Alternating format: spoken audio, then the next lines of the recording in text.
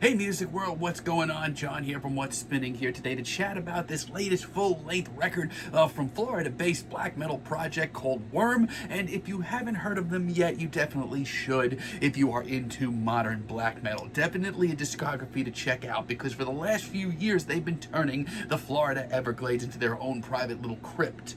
Their debut album, Gloomlord, a few years ago, wasn't exactly the most polished sound. It was pretty raw and messy, but it was also very true to form and had some pretty outstanding ideas. Their follow-up EP, Blue Nothing, was one of my favorite EPs of the year. It showed them really doubling down on the atmosphere and really working towards a much more immersive EP, which they absolutely did. Now, their last project, Starpath, definitely raised the bar as far as ambition goes. They definitely tried a lot more on that record, even if at points it wasn't as consistent as their debut and the atmosphere wasn't as effective. But still, a band to watch out for. So leading up to this thing, I had some pretty high hopes. And let me just tell you, this album doesn't just start. It just throws you right into its little world. Gates to the Shadowzone kicks this record off, and in a time where these 2-minute intros just really kind of fall flat most of the time, this one does a really great job. It's 2 minutes of ambiance, wailing guitars, and world building with the camp turned all the way up to 11.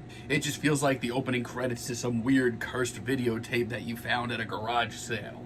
The tone is set immediately. Also really loved this album's title track, Necropalace. It's over 10 minutes long, and let's address the elephant in the room. This is easily the band's most symphonic work to date. It's unapologetically grand, and Worm have never sounded so grandiose. I mean, that black metal core is still on display, but now their sound is just towering. I love the swirling arrangements and the old school melodrama just haunting this track.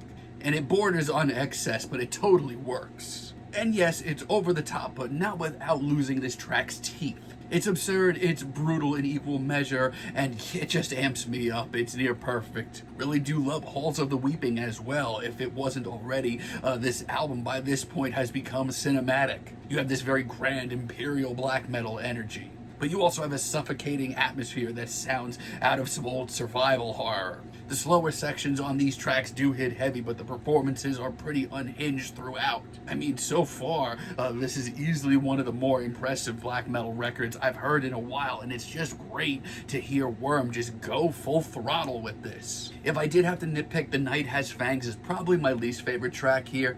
I mean, the atmosphere is right, but there isn't anything too exciting about this track. It's very bare bones. But so far, this record has just felt so right. This just feels like they're trying too hard. And let me tell you, the songs on this record, they are not easy to get through. Most of them are 9 to 10 minutes long, sometimes even longer. So when we have a track like The Night Has Fangs that isn't really clicking, these 7-minute tracks all of a sudden become a slog to get through. I mean, this album has kind of encapsulated me so far and just took me to a different world, so to speak. This just breaks the cycle. The record, though, does get back on its feet with Dragon Dreams. This track just feels completely alive. It is mystifying. It is otherworldly. It's constantly shifting, and it has this big, sweeping atmosphere, too. I love the guttural vocals and the dynamic strings that we get here. Oh! Pounding drums are great as well, but never does it come off indulgent. It's very easy for me to get through. It's engaging, honestly. Not only that, but this track also has some moments that are actually, beautiful. That is, in its own moonlit kind of way. Also, Blackheart, easily the best single dropped leading up to this record, maybe the best track here. The atmosphere here is thick enough to choke on. It's a little bit slower. It's definitely focused more on mood building, at least at first, but that opening guitar line can sell this album to any metalhead. I love the synth work on this track as well. It sort of brings this into a Gothic rock sort of phase. But it never feels cheap, and the immaculate production just makes this track just come off bigger and bigger as it goes on.